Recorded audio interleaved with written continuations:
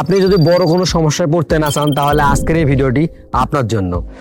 আপনি ইতিমধ্যে যদি ওয়েডিং ফটোগ্রাফি বিজনেস শুরু করে থাকেন এবং আপনার কোনো ক্লিয়ার পেমেন্ট সিস্টেম যদি না থাকে তাহলে আপনি ভবিষ্যতে অনেক বড় সমস্যায় পড়তে পারেন।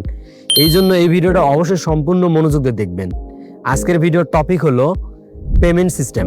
অনেক নতুন ফটোগ্রাফার আছে যারা সবচেয়ে বড় একটা ভুল করে থাকে, তারা ইভেন্ট কমপ্লিট করার পরে গিয়ে টাকা নেওয়ার চিন্তা ভাবনা করে।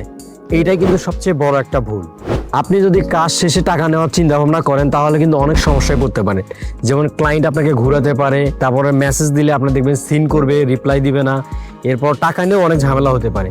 এই সমস্যা থেকে বাঁচার একটাই উপায়, আপনার যদি একটা ক্লিয়ার পেমেন্ট সিস্টেম থাকে তাহলে কিন্তু আপনি এই সমস্যা থেকে মুক্তি পেতে পারেন। আর এই পেমেন্ট সিস্টেমটা কীরকম হতে পারে এইটা আপনাদেরকে আমি আজকে বুঝাবো।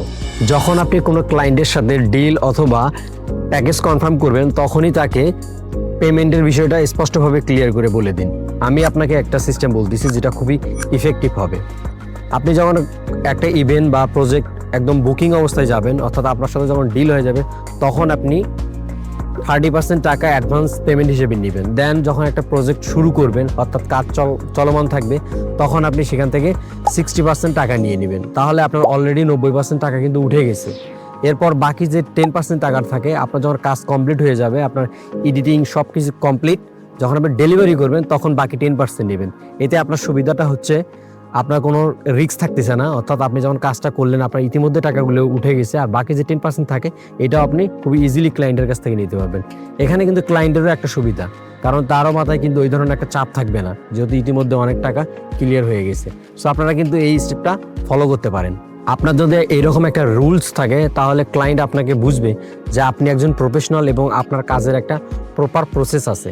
মনে রাখবেন, ক্লিয়ার কমিউনিকেশন মানেই কিন্তু রেসপেক্ট। আর একটা গুরুত্বপূর্ণ বিষয় যেটা আপনাকে অবশ্যই মানতে হবে, সবসময় চেষ্টা করবেন লিখিত কোনো প্রমাণ রাখার জন্য।